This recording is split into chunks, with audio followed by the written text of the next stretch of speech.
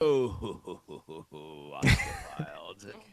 Nowadays, People know the price of everything and the value Right. of nothing.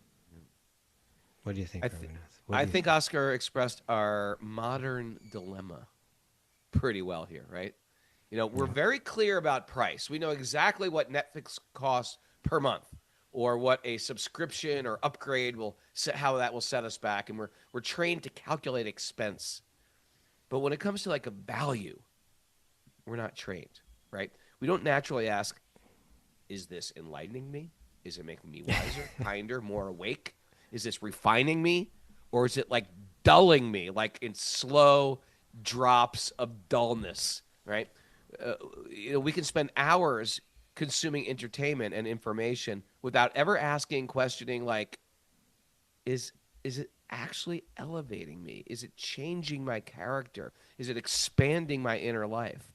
And it's understandable because most of us were never taught how to think that way. We don't analyze something and say, is this going to upgrade me or degrade me? But when you get a book like the Bhagavad-gītā, it offers like a new set of lenses, right, to see the world. It explains Right. if we don't abandon lower taste by sheer willpower. This is exactly what I was saying before the show. I didn't even, I didn't. That's what I'm. That's. It's That's just exactly what what we're talking about. But Yeah. if I don't get rid of that, lower taste by willpower and go for that higher taste, then the riptide of material existence will drag us to rajas and tamas, the mode of ignorance and the mode of passion. We have to be very, very stalwart to hold on to sattva, right? And that's the deeper Yeah. tragedy Oscar Wilde is pointing out. Like, not materialism itself, but the absence of a higher experience in a Yeah. right. Like when we don't encounter people or teachings or practices that embody depth, we settle for something lower. It's that simple. So in the end, the most valuable thing we can find isn't another experience or possession, but someone who can reveal the value of spiritual life. And that's something worth seeking out with intensity. Om Namo Bhagavate Vasudevaya.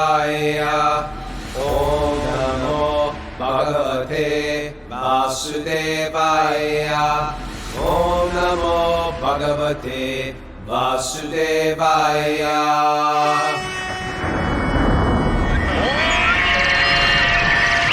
Live from Super Soul Farm in Canaan, New York, this is Wisdom of the Sages, a Bhakti Yoga podcast with your host, Raghunath, and co-host and senior educator at the Bhakti Center in New York City, Kaustubha Das. Welcome to the show, everybody. It's Tuesday, December 16, 2025. It's episode 1709. Good morning, beautiful people. I'm here with Prana Priya and here with Mikey and Zoe and Timothy Tucker and Sweet Lady Katie and Baby Sadie. They crashed here last night. They went to Equal Vision Records, had a little they've been doing these little mini concert series in their warehouse, and it's really cool. I went yesterday, saw Sachi and Kaylee. Kaylee performed, and it was nice. How are you, Kaustubha? Wonderful, Raghunath. Wonderful. You're in Vṛndāvan. I'm so not jealous, like, oh, I hate this guy. Jealous, like, Yeah. it's so great jealous. that you're there. I'm excited jealous. In spirituality like this, like when you're jealous of someone in Vṛndāvan, it's actually good because you're thinking of Vṛndāvan. Yeah, You're hankering for right? it. It's a good thing. Yeah. I'm jealous of you. I'm trying desperately to get my sleep regulated. I woke up early. I'm working on this the deconstruction of the nectar of instruction, which has been really exciting. It's just really nice to study books, and when you have a Wonderful, purpose huh? to study, to represent it, it's just exciting to dive into the books like this and apply it So to your nourishing, life. isn't it? It's Purifying. nourishing. It's super nourishing. Excited to release this. Probably in January though. Okay. Looking forward to that. More on that later. If people are interested, you can go to my WhatsApp channel and sign up for all the info, and that's Ray Raghunath Capo. Go to WhatsApp channels and search for that, and it'll come up, and then sign up for it. Okay. All right. What's up? Oh, we have to mention Mayapur. That has to be mentioned because time is ticking away on that. January 26th. So the Flower Festival is the 24th, but January 26th, that Monday, after we do all those retreats at the GEV, We're all flying to Calcutta, getting in a little bus, driving to Mayapur. We're going to be there for a week. Usually, sometimes people can't go to India because they, I have no money, or they say I don't have any time. Guess what? You only have This a is week. not expensive, and it's not that long. So if you want to break away, this is the time to break away. It's our level 2 pilgrimage. Me and Kaustubha lead. It's for people who are already on this path of Krishna Bhakti. And if you're interested, reach out to raghu.pilgrimage@gmail.com. And Tara, our assistant, will hit you back quick. Or you can go to the wisdomofthesages.com website for more information. But registration is up, and there's limited space. So check that out. Okay. Hi. Hi, good morning. How are you, Prana? More Great. announcements?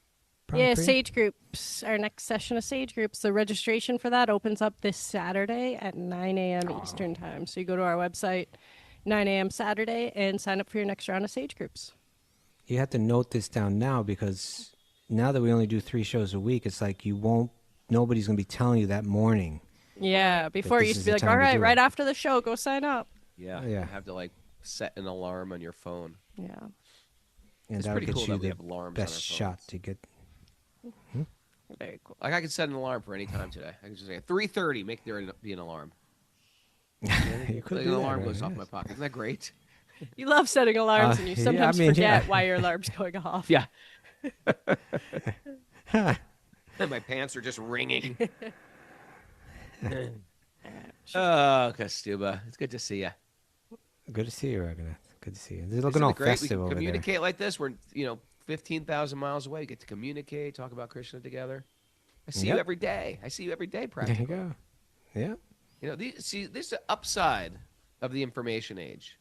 But the problem There's is, an upside, there's a downside. You yeah, gotta the, know how the to downside work it. generally overweighs the upside. Just But with, you can flip it. you could, and you got to work hard to flip it, because material energy is drawing you down to passion and ignorance, and so you got to really Actually, work hard, right, to be like this excavator. Where is the gold here? Where is the gold? Huh? There is gold in the information age. You got to dig for Well, it, though. That relates to our nugget today, actually, what you're bringing up just spontaneously like this. Really, because I did not read the nugget yet. Really? Oh, man. You sent it last night. I've been on marathon, Bubba. I worked so hard. I worked so hard to get that to you, Bubba. I know, and I really appreciate your hard work. I do. All right. Shall we dive Matter of into the- fact, the more I read the Nectar of Instruction, the more appreciation I have for you. Do you know that? Really? That's so Yeah, kind I'm of serious. I'm not being. you. Well, the Dati Prati Grinati right here, Raghunath. You and me, loving exchanges, baby. Yeah, I'm appreciating you. I was like, this is Kaustubha. This book is about Kaustubha. We open our mind and confidence to one another. We do that. Well, I do to you. It's one of the. You never tell Yeah, me I how do to you're you, too. feeling. I do all the time. That's Are only you about listening? me, though. Here's how I'm feeling about you, Raghunath. All right. Should we dive into the nugget? Yeah. This comes from our favorite Oscar Wilde. Raghunath likes Oscar Wilde, right? He does. I love Oscar Wilde. You know what? The more I read the Nectar of Instruction, the more I realize I got to live this. The more you read the Nectar Instruction, the more you're just loving everyone. Well, no, I realized, like, you know what? We were in Nathdwar last year, and Kaustubha was like, bring me one of those big Big balls of prashad, which is like a Cannonball. loving exchange. You Ladu. exchange prashad. And my reaction was like, I'm going to lug this gigantic cannonball, sweet ball, all the way to Mayapur for him. Is he You got crazy? these big suitcases. You It's could like fit such it a in there, no bad. problem. I got such a bad attitude. Part of bhakti is just untying the knots of my bad attitude. All you wanted was some sweets of Srinathji. Some That's mercy. all you wanted. And I That's was all I given. wanted. And Pranapri was like, "Yeah, let's get him a big ball, a big cannonball." And I was like, "Are you kidding? Who's lugging that? I don't want to lug that." Rago. This is But do you remember what embarrassing. happened to that big cannonball Ladu? Did a monkey steal that? thing? The monkey stole the Rishikesh. Ladu. I think the that whole was thing. I think that was my bad karma. That was. I'll take the sin for that. I never got it. The monkey just took the whole thing. Mm. I came into my room. The whole room was like a disaster, and that Ladu was Monkeys gone. now know how to use like door handles. In the old days, they would just I know, like they can do bang, all kinds of push it open. Now they're sophisticated. I saw a monkey picking a lock with a tool. Just kidding. I did not. Wanted to see if you would believe me. But it was like it didn't even tear the ladu up, because I would have seen remnants of it. It took that whole thing, and it probably climbed up a tree and ate it all. But who knows? Maybe it shared it with the family. I don't know. But it took the whole thing. Never underestimate who these monkeys in holy places are. Monkeys, I don't underestimate it. You know, I don't. These guys are. It's not like they're just monkeys. They're like, they're okay, the celebrated I'm a sage. monkeys of Vṛndāvan. I've got one more lifetime. I screwed up last lifetime. I was a great soul, and I screwed up. I followed my senses down a slippery slope, and now I'm old. I'm a monkey. And I'm old, and I got to take birth one more time. And I take birth as a monkey in a holy place in full consciousness of my previous life. Full consciousness. Full consciousness. So you know what I'm going to do? I'm going to wait outside Kaustubha's door, and then when he's not looking, I'm going to break in and eat the remnants of his prasad. He's a very wise monkey. It wasn't even a remnants. I never got any of it. Well, it was offered to you, so in one sense it was. Okay, in that sense it was, and there's really the remnants of Śrīnathji. I mean, that's the deal. And the remnants of Śrīnathji. It's the Maha Prasad. Okay. We have Oscar Wilde. Oscar Wilde is one of my favorite Kṛṣṇa conscious people that's not conscious of Kṛṣṇa. He's like sort of Woody Allen. He's like deep wisdom, but completely not conscious of God. But so there's like deep, weighty wisdom in the things Oscar Wilde says and the things that. All right. Well, he's got a good one today. Yeah, so he writes, nowadays, people know the price of everything and the value of nothing. Oh, Oscar Wilde. Nowadays, people know the price of everything and the value of nothing. What do you think, I think Oscar expressed our modern dilemma pretty well here, right? You know, we're very clear about price. We know exactly what Netflix costs per month, or what a subscription or upgrade how that will set us back, and we're trained to calculate expense. But when it comes to like a value, we're not trained, right? We don't naturally ask, is this enlightening me? Is it making me wiser, kinder, more awake? Is this refining me? Or is it like dulling me, like in slow drops of dullness, right? We can spend hours consuming entertainment and information without ever asking, questioning, like, is it actually elevating me? Is it changing my character? Is it expanding my inner life? You know, and it's understandable because most of us were never taught how to think that way. We don't analyze something and say, is this going to upgrade me or degrade me? But when you get a book like the Bhagavad-gītā, it offers like a new set of lenses, right, to see the world. It explains, right, if we don't abandon lower taste by sheer willpower. This is exactly what I was saying before the show. I didn't even, I didn't. That's what I'm. That's. It's just exactly what we were talking about. But if I don't get rid of that, lower taste by willpower and go for that higher taste, then the riptide of material existence will drag us to rajas and tamas, the mode of ignorance and the mode of passion. We have to be very, very stalwart to hold on to sattva, right? And that's the deeper tragedy Oscar Wilde is pointing out. Like, not materialism itself, but the absence of a higher experience in a right. Like when we don't encounter people or teachings or practices that embody depth, we settle for something lower. It's that simple. So in the end, the most valuable thing we can find isn't another experience or possession, but someone who can reveal the value of spiritual life. And that's something worth seeking out with intensity. Huh? Intensity. Yes, focus, intensity. Raghunath, we began yesterday this chapter in Bhagavatam, which is just this beautiful descriptions of Vṛndāvan, very lovely. But, right in the middle of that, there's going to be a fight, and Balarāma's going to take down Dhenukāsura, right? Yeah. And Dhenukāsura, he's, all of these demons. They represent something. They represent something. You know what Dhenukāsura represents? Does he represent a greediness? Ass-like, something like ass-like yes. behavior and arrogance. Yeah, like ass-like tendency to just be dull, crude, and work hard without knowing, just like an ass-like mentality where you just like you don't appreciate the fine things in life, and you just go into sense gratification just like foolishly. You work really hard for it. You don't really know what the value of anything is, you know. Huh. And Balarāma represents guru-tattva, the principle of guru, right? So it's not Kṛṣṇa, it's Balarāma that's gonna take out Dhenukāsura. What's the connection there? Asses So- and gurus. Because the guru can kill that crude ass-like mentality that we have in ourselves through divya jnana, through real knowledge. There's something about our culture. It's like now more than ever, we are just working our asses off. You stop a person on the street, I'm busy. Everybody's busy. But why are they busy? There's never like a why behind it. Why am I collecting? Why am I working so hard? And when they stop and ask themselves, well, I need this or I need that, we set ourselves up to be so incredibly complicated, and everything costs more, and they're all in hopes of having some peace in this world. But instead, just to maintain those things, we work like an ass. And this analogy is used in the Bhagavad-gītā. An ass, you don't see it because we don't live in a rural society anymore, but we would see it, especially in the old days of India, like when Vṛndāvan was actually like a rural village.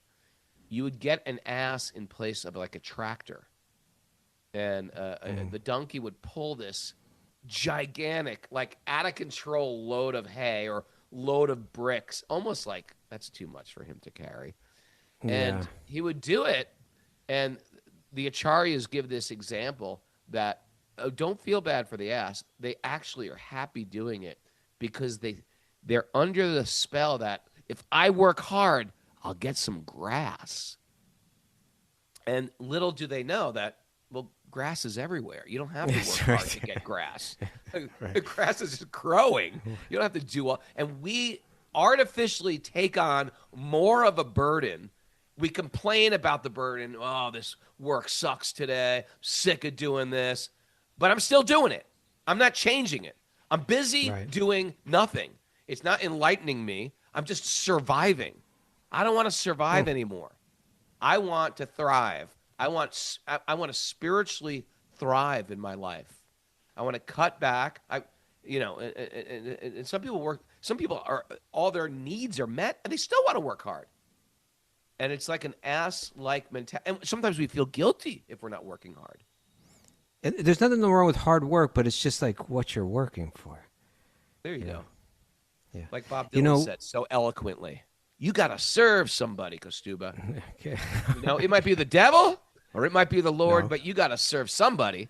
And so that's the thing. We're either serving our ego or we're serving God.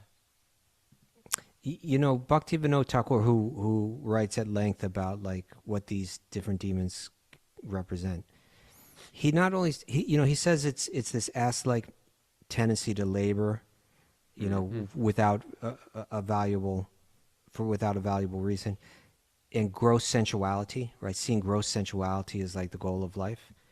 He also says mechanical religion. He puts that in there as being like an ass-like, just a crude mentality, right? Just mechanical religion. You're not really trying to understand what you're doing, just being like I don't want to put the asses down too much, but just being like a dumb animal as we go through life, not trying to find out what's higher, what's more meaningful. And as you were saying that, Raghunath, as you were speaking, it actually reminded me of something. She's probably gonna be embarrassed if I read some of this, but it hit me. Because we were talking earlier about Chapu did that television show, right? She got interviewed on television about bhakti. It was incredible. She was like really good. And she one of her professors that she had in college saw it. Yeah. And like this was, I think it was like a professor that was like a really nice professor, like someone she really admired. Yeah. And so the professor wrote to her and said some things, and I think these really tie into, in a sense, what you were saying about like what you consume and how it affects you and so on. because what the professor was saying is, you know what, it's like you're a different person, you know, like I've seen how you've matured and grown, you know. And one thing he said, let me see if I can find it. He said, your language has evolved significantly. You handle more words, your vocabulary has grown, and the way you express yourself is very good. Simple, understandable, like you say, pleasant, bifurcate. and easy to digest. You say things Yes, you like may have picked up some of bifurcate those and words. auspicious a lot. But he goes on.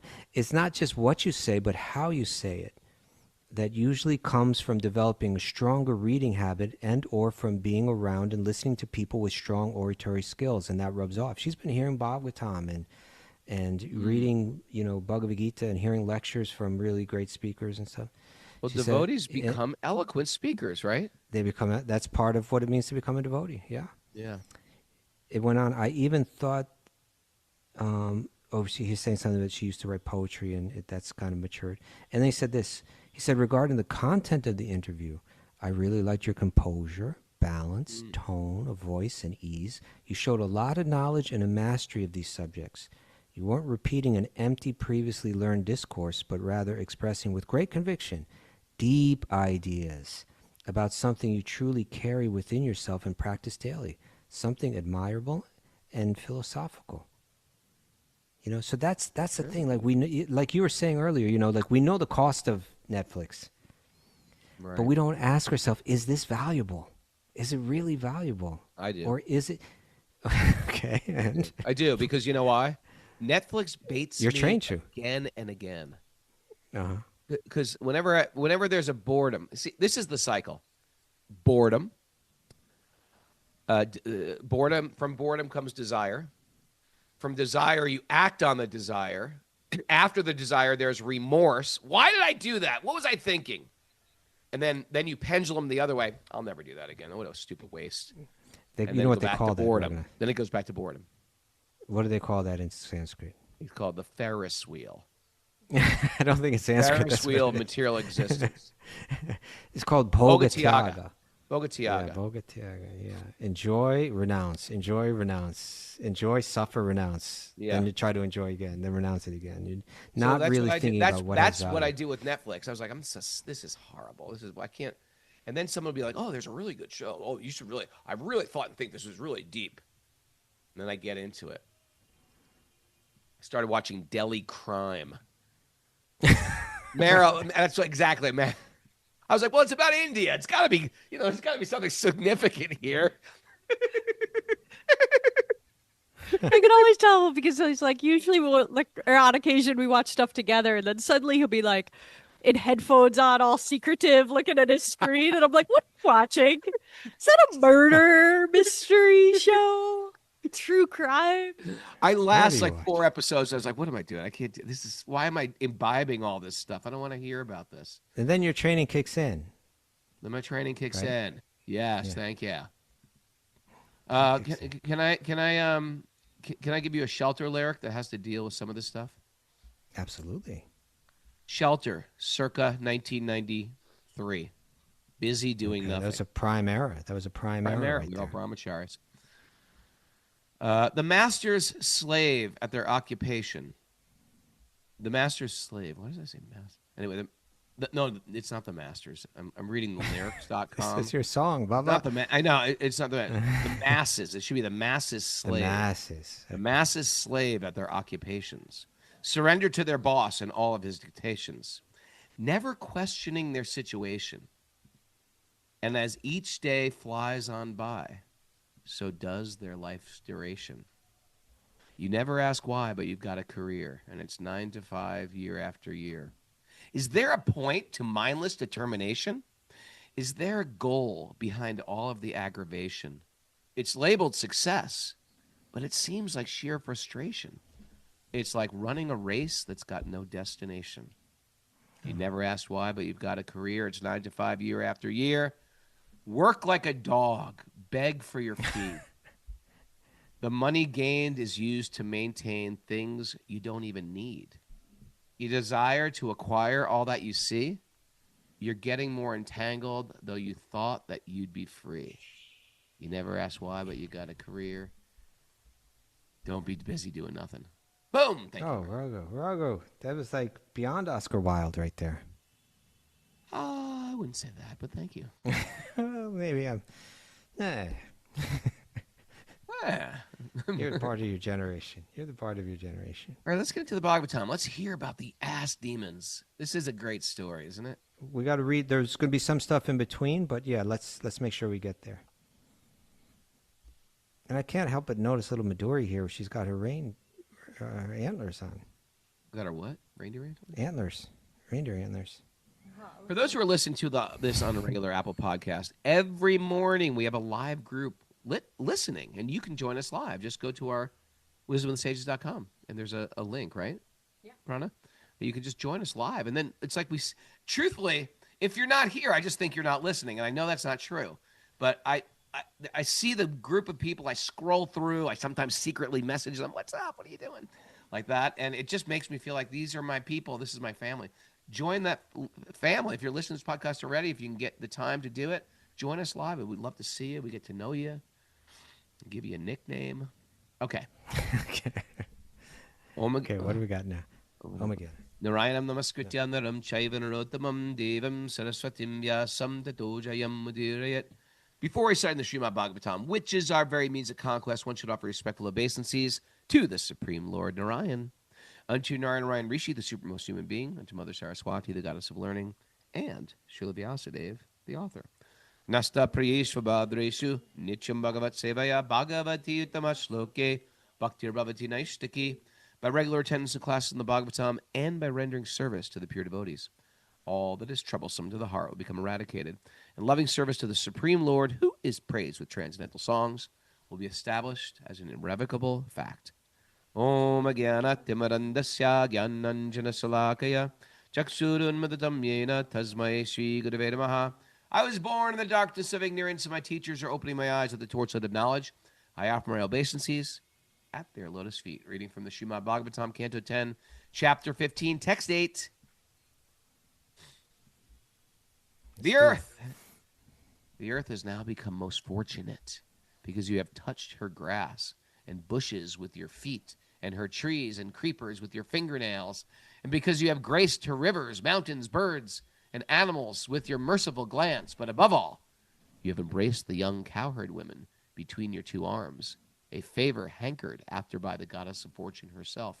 So this is Kṛṣṇa glorifying his older brother Balarāma. Yes. And growing up, right? We didn't hear him talking about, embracing the gopis or anything like that before. No, not baby Kṛṣṇa anymore. Sort of like a little older Kṛṣṇa. With some little He's a little older Kṛṣṇa. Yeah. Yeah, and to say this, that he's saying there's no greater fortune than to feel that embrace of the Lord, right? To be between the arms of the Lord and feel the love expressed through that gesture is like the deepest, most beautiful ecstasy one can experience. The goddess of fortune, Lakshmi Devi herself, right? Who is the person that grants good fortune. It's like good fortune is like her business. She's shelling it out. Even she hankers for that good fortune. This is it's a poetic way of Vyasadeva indicating here that this is in the Vedic literature talked about how one can gain good fortune, but this is a whole nother level of good fortune. By the way, this is another way to say that this version of God is very, very desired. Even Lakshmi, yes. Right? If you Lakshmi go to Vṛndāvan with us, you've been to Lakshmivan, right? Lakshmivan. It's right across from case you've got to cross the river. Is Lakshmivan? Oh yeah. Okay. I mean, is that another name for the same Van? Kamyavan? They call it something else too. It's where Lakshmi did penance to become right. Yeah. Thousands of years. So She Lakshmi, wanted, I want to feel this intimate side of the Lord. Greatest fortune. Other name of Lakshmivan. Put it on the board. Sukadeva Goswami said, thus expressing his satisfaction with the beautiful forest of Vṛndāvan and its inhabitants, Lord Kṛṣṇa enjoyed tending the cows and other animals with his friends on the banks of the river Yamuna below Govardhan Hill. So what does he do? How does he have fun? Is he judging? Is he creating and destroying? What does he do? These are like the most joyous things. Tending animals outside. By Yeah, run around with the animals. Yeah. Imagine how pleasurable that must be. Our culture is completely lost. People don't tend cows. You keep cows locked up in a big farm, and they're just sort of like chained there in a line.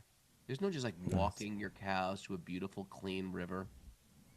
You know, Raghunath, here in Vṛndāvan, even in this Punch Krosh Vṛndāvan, which is so developed now and crowded and constant traffic and horns honking, but you still see regularly, you know, the cowherd people just taking a herd of cows this direction or that direction. It's so nice to see, isn't it? Just like, oh, here come all the cows. They're moving slow. They're just like big bundles of sweetness, you know. Yeah. Just auspicious, sweethearted, beautiful animals. Mm. Yeah. Sometimes the honeybees of Vṛndāvan became so mad with ecstasy that they closed their eyes and began to sing. Lord Kṛṣṇa, moving along the forest path with his cowherd boyfriends and Baladev, would then respond to the bees by imitating their singing while his friends sang about his pastimes. Sometimes Lord Kṛṣṇa would imitate the chattering of a parrot. Sometimes with a sweet voice, the call of a cuckoo. And sometimes... How does that sound, Raghunath? How does that sound? Cuckoo, cuckoo. I don't know. And sometimes, what is a cuckoo called in Sanskrit? Yeah, you do. Kokila. A kokila. Kokila. Yeah. Like Kokilavan. There's a Kokilavan. Dun, dun, dun, dun, dun, dun, dun. Kokila. I didn't get it, but everybody here laughed, so I'm assuming there's some significance to your statement. Sometimes he vigorously imitated the dancing of a peacock. Hold it. You missed the swans. You missed the swans. And sometimes the cooing of swans. What does that sound like? Yeah, I don't know. You know, I'm a little scared of swans. They're in that geese family. They have attitudes. They're protector birds. Okay. But the dancing of peacocks I see on a regular basis. They just strut around. Read about what does the peacock sound like? That's a donkey. It's like that though. Well, they have that honk, Like and then they have like the meow, meow, like almost like a big cat. It's like a big cat. Yeah. Which is but where they do have that honk. Which is where they get the Sanskrit name Mayur. Oh, Get it? It's an onomatopoeia. Oh, I didn't know that. That makes sense, though. This is a cuckoo. You know what I'm really into lately? And I follow a bunch of this on Instagram. Crows. I'm really interested in crows. I want to get a pet crow. Okay. You know who's got one? My friend Radhika Raman from Japan. And when he told me, I was like, "You're kidding! I've been thinking about crows so much. I follow all these crow." He goes, "Yeah, this crow." And crows, they respond to you. They don't just like parrot you. They actually can talk. I didn't know that. Yeah, and they do things for you. Crows are very interesting birds. No smart birds according to house. Martine. Well, you know, we have to talk about that. You know, because crows are different. Crows are not birds; they're beings. Now, what was he saying about the peacocks? The peacocks dance. Vigorously imitated the peacock. Sometimes he vigorously imitated the dancing of a peacock, making his cowherd boyfriends laugh. Have you seen Leela Vilasini do her peacock dance? Yes, it makes you laugh also. It's quite a dance. Yeah. Sometimes with a voice deep as the rumbling of clouds, he would call out with great affection the names of the animals who had wandered far from the herd, thus enchanting the cows and the cowherd boys. They say this is just the most beautiful thing to see, that Kṛṣṇa is calling the cows back by name. And they're all responding. They hear their name called. A heart full of love, they come running to him, you know? Yeah. Sometimes he would cry out in imitation of birds, such as... No, sometimes with a deep, deep voice. Sometimes he would cry out in imitation of birds, That's what it says on my thing. You haven't read this yet, I think. Sometimes with a deep voice, sometimes with a voice as deep as the rumbling clouds. Did you get that? Yeah, I think I read that. I'm on 13. Okay. Yeah, you're right. You read that. Sometimes you would cry out in imitation of birds, such as the jacoras, the cronchas. You know what a croncha is? Croncha. I don't know what a croncha It's like is. a type of big waterfowl bird, like a Waterfowl? crane. Like an egret or something? Or it's either a crow or a crane. Because Heron? Kṛṣṇa is a pose, and it's like a Oh, yeah. Right. type of Right. pose, right? Chakrava. Yeah. Chakravas. Now, chakrava, what is the spiritual significance of a chakravarti bird? And a bardvaj? These interesting things. These birds are Sages used are named after them. poetically. They're used poetically, and so therefore there's like Brahminical castes named Chakravarti, like Vishwanath Chakravarti Ṭhākura, and Bhardvaj is I think that's like a caste name also, or a title. But they're names of birds who have some like very unique, wonderful quality. And of course, peacocks. And sometimes he would run away with smaller animals in mock fear of lions and tigers. Yeah. He would play like he's afraid. The bird people. When his elder brother, fatigued from playing, would lie down with his head upon the lap of a cowherd boy, Lord Kṛṣṇa would help him relax by personally massaging his feet and offering other services. This is the heart of take Kṛṣṇa. A little break from your important meditation on knitting and look up the difference between the chakora birds. What are the chakoras? There's one that subsists on moonlight, and there's one that subsists on rainwater. So what do you want to know? Mm-hmm. You know the difference? And yes. You want to know the difference between the birds? Yeah, which one does the moonlight, which one does the rainwater, and our chakravartis. And then maybe find out chakravartis and bardwajas. Let's get to the bottom of this. Paul. Okay, let's get bird there. business. And let's take note of Krishna's mood here, right? He's the supreme, but what does he like to do? He likes to serve, right? Sure.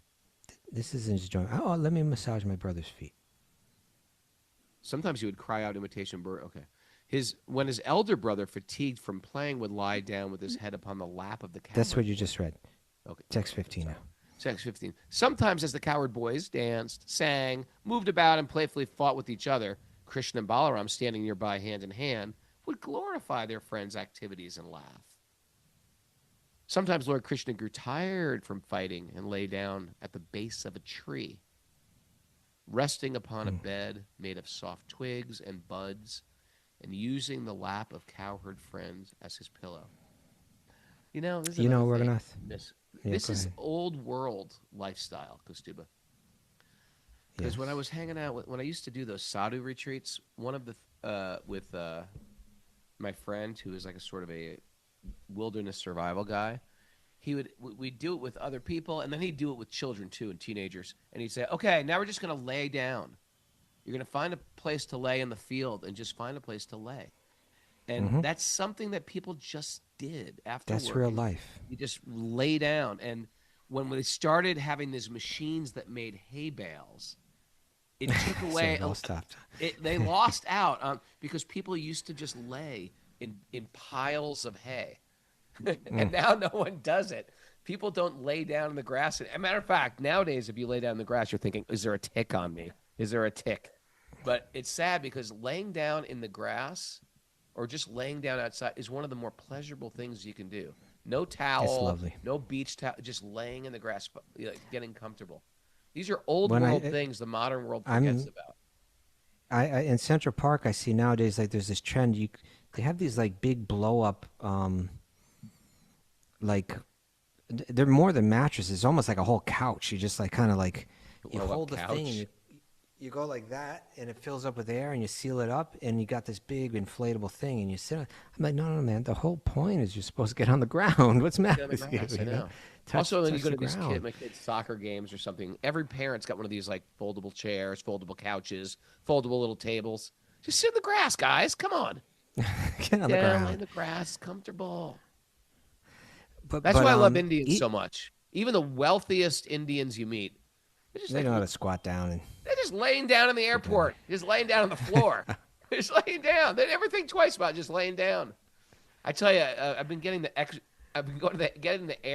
exit row on my Air India flights because I need to get up and stretch it. And on the Air India flight, if you get the exit row, it's like you're getting a whole yoga room there. I can do like Surya Namaskar A, Surya Namaskar B. But you're near a lot of babies right there, Raghunath. A lot of babies right in the middle section. I see you examine this seat, but sometimes you miss the babies. And, I can deal with babies anyway. I'm okay with And babies. the other problem with that seat is you got nothing to prop your legs up against or your knees up against. So if you lean, you just slide. You slide. Hear me out, man. I'm making a point, and you're trying to, like, chop down my thing. Okay, just hear my point. I just want to give a full. I want people to know. You're trying to sell, like, if it's good for you. If you're getting, are you getting something out of it? Are you getting like a perk? I'm just trying to help people. I'm doing this. Sign up for your Kaustubha.com/economy plus for my affiliate If it link. works for you, that's great. It works for me because I get to do a whole yoga class right there, and I'm good with that. And I can stretch out my legs, and I can do little foot exercises, ankle exercises. But here's my question. Here's my problem. Last time I did that, I took a nap right away. When I woke up, an Indian lady was fully laying down in my yoga studio, right in front of my. She had no qualms. It's just like setting up, can't just laying down there like she's like at home in her bed. And I was like, I paid extra for this. Well, we're gonna once I flew. I was on an overbooked flight and I got bumped up to business class. And but I wasn't the only one, because I was on one of these airlines that takes you through the Middle East, like through Jordan, I think I went, or something like that. And so all of these, because the Muslims, they all have to go to Mecca one time in their life. Yeah. So even like the poorest villagers, somehow they managed to take that flight and go there. Wow. And so I was with like a whole community of these just full on like, villagers going to Mecca. And like, they have never been in an airplane. I don't think they ever even seen a chair like that. They're all flying business class? They all got bumped up to business class. And so they're all sitting on the floor in business class. They're all just together. That's so cool. But something else I want to just mention here, and this is important. These are beautiful poetic verses about Kṛṣṇa playing, running around with his friends, holding hands with his brother, massaging his brother's feet. He and his brother are holding hands, speaking with love about all the antics of their friends that they're just spending all day playing with. These verses, they have a beautiful poetic aesthetic value to them, but beyond that, this is actually the material of meditation for people that a desire for this type of love arises in their heart. That it's said, if you practice bhakti and you practice it very sincerely for some time, and you read these books that describe Krishna's leelas in Vṛndāvan, and you hear from speakers that have realizations on these things, that through surrendering yourself, and becoming purified by it, gradually a particular type of love begins to arise in you, a particular flavor, a particular mood. And for some people, that mood is one of the friends of Kṛṣṇa. I want to love God with the love that a dear friend has. And what happens is these verses become very attractive to you, just spontaneously. It naturally, this begins to really excite you. And you begin to it becomes just in a natural way, you begin to read these and meditate on these and pray. This is what I want. So these verses are more than just filler before we get to him beating down this next demon.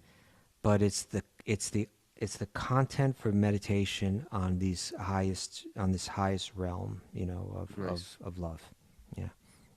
Actually, this next verse kind of speaks to it in an interesting way. Text 14 we on? No, I lost. 15. Sometimes. I think we're on 17, I thought. Maybe not. I don't know. Go ahead, read them. Sometimes, as the cowherd boys danced, sang, moved about, and playfully fought with each other, Kṛṣṇa and Balarāma, standing nearby hand in hand, would glorify their friends' activities and laugh. Yeah. Sometimes, Lord Kṛṣṇa grew tired from fighting and lay down at the base of a tree. Oh, we read this. Okay. And 17, some of the cowherd boys, who were all great souls, would then massage his lotus feet, and others qualified by being free of all sin would expertly fan the Supreme Lord. Okay. Oh my! So this is, well, here the cowherd boys are called Mahatmas, right? They're right. These great souls, and they're Hatha Papmanaha. They're free of all sin. There's no selfishness left in these people. Right. They didn't get there randomly, you know. No, they got there because they had nothing in their heart but this pure desire. You know, I've been thinking a lot about Gunagrahi Maharaj a lot, just being here too. You know, a lot of times I'm meeting new people and they say, you know, how did you get involved in this? And you know, well, you know, there's one soul who passed away here in Vṛndāvan. His samadhi is right here in the Goshala here, and I always remember those. I see Henry, you know, thinking deeply about him now, you know, taking it in. He was a person that, you know, he passed away here in Vṛndāvan, just very near where I'm sitting right now. And do you remember those last words that he spoke, you know? He said, so much love and gratitude in my heart. So much love and gratitude in my heart. That was it. After that, all he did. After that, all it was Hare Krishna, Hare Krishna, Krishna. You know, those are his last words, and that's what it is, right? That's free from all sin means that, right? I'm not hankering for anything selfish. I'm just feeling gratitude and love in my heart. Those are the great souls, the Mahatmas, and they take birth in Krishna. And if they've been meditating and desiring to love God in this special way, they take birth like this. So. I hope I have a good death, Kaustubha. You're going to do fine, Raghunath. No, I'm serious. It's like, I don't want to be like, taxi, you know, something like even if it stupid. Was, Raghunath. Even if externally it was. I hope it's just good. You know, Kṛṣṇa, I love you. Duh. Something like that. That would be good. I love Kṛṣṇa. Or offering incense. Ding, ding, ding, ding, ding, ding, ding, ding. Ringing the bell. I hope it's something like that.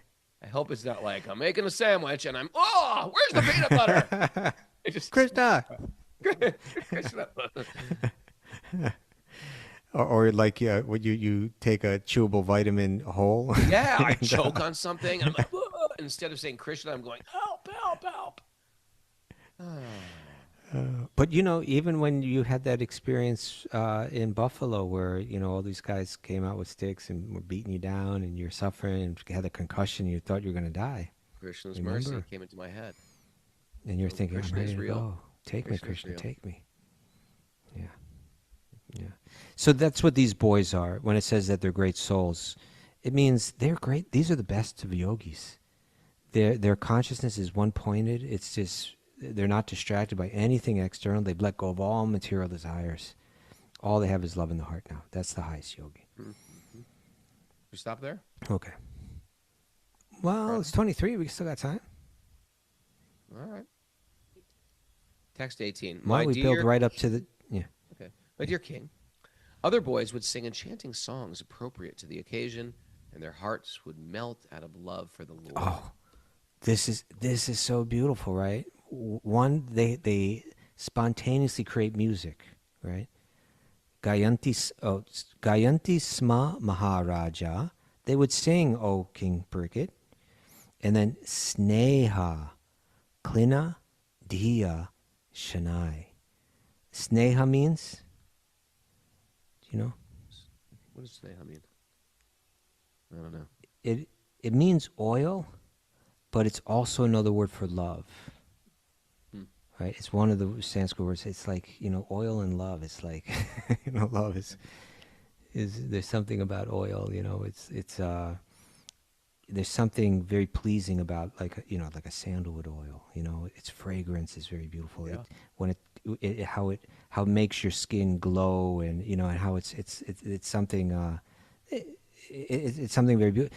Sneha, right? This love, and then it says klina, melted dia their hearts, right? So they're sitting there, they're singing. This is what they're doing. They feel so much love in their heart, and they're singing songs, spontaneous glorifications of Kṛṣṇa. And it says their hearts, dia, their hearts, shanai, they slowly melted. That's like, it's even like you see that emoji of like the happy face, and it's like melting. It's like their hearts are just like, oh, like that. That feeling, is what the great bhakti yogis are. There it is. The truth to God. It's just like, oh, I love Kṛṣṇa so much, I'm melting. It's like they stop the world and melt with Kṛṣṇa, right? Remember that one? No. You don't remember that one? Okay. But I get it. In this way, the Supreme Lord, whose soft lotus feet are personally attended by the goddess of fortune, concealed his transcendental opulences by his internal potency and acted like the son of a cowherd. Yet even while enjoying like a village boy in the company of other village residents, he often exhibited feats only God could perform. That's okay. This verse is a little segue into the fight that's about to happen. Magical I believe. and mystical. And yeah, but so much is here. This his feet are personally intended by the goddess of fortune. That means he is Vishnu, right? He is that same Vishnu who unlimited universes emanate from his own body, who enters those universes, and from his navel grows the lotus that the creator of the universe, Brahma, takes birth on. But by his internal potency, he conceals his opulences. You don't know he's Vishnu because he has this spiritual energy that makes him look just like a boy, so that you can love him just like a boy. Because you can't love Vishnu in that same way. He's just too big and too powerful, and you can't love him like a friend. But he has, by his own internal, not his external energy, which bewilders us to forget him, but his internal potency, which allows us which facilitates the loving pastimes with him. He's just like a cowherd boy. And but even though he's concealed that, every now and then, or even is saying often, he's exhibiting these feats that only God could perform. And soon we're going to be hearing one. Miss Prana, Yes. how are you? I'm good. How are you? You ready for Christmas? Ready for the holidays? Not quite yet. I don't know. No. All right. No, Ready for some takeaways? because you got a lot of stuff to do. Is that what it is? Cooking to do and things like that? Yeah, that we why you're have not cooking to ready? do, gift Cooking, to friends, yeah. kids. Gifts Yeah. to gift stockings giving, to yeah, stuff. Our life is complicated, not like yours, Kaustubha. You're Stockings to like a stuff. sannyasi. Just walking around No, Vṛndāvan no. barefoot. What are you doing for Christmas? Hearing and chanting. Nothing. I'm like, hanging candy canes, stuffing stockings. That's nice.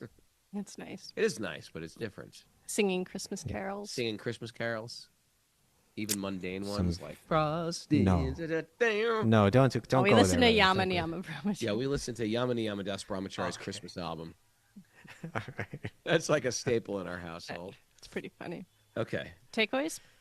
Yes. If you haven't heard the Yamani Yamadas Brahmachari Christmas Google it. album, I highly recommend you get it. In spirituality, it's good to be jealous of someone in Vṛndāvan. In spiritual, yeah, that's Yeah. good. I'm writing it on the board. Yama, Niyama. It does. Brahmachari. Okay. Shastra nourishes. Shastra nourishes. Yep. Yeah. It's a superfood. You got to dig for the gold in the information age. Be an archaeologist. We Untie never the found out about the birds, Merritt. Yeah. Did we? Yeah. Tomorrow. We'll take that up tomorrow. Tomorrow we'll talk about the birds. Oh, but I won't be here tomorrow. Oh. Oh, you're not here tomorrow. I'm I'll have Birds to and listen to squirrels all morning. okay. Okay. We're here tomorrow. I'm here tomorrow. And 8 a.m. Yes. I might bring a guest on, or I Okay. might solo it with Prana. Okay. What are you doing tomorrow that's so important? I can't remember. He's got his class. I'm going to. I'll tell you where I'm going to be. Well, you don't have to I bring think it. I'm going to be at Nandagram. Ooh. Okay. Yeah.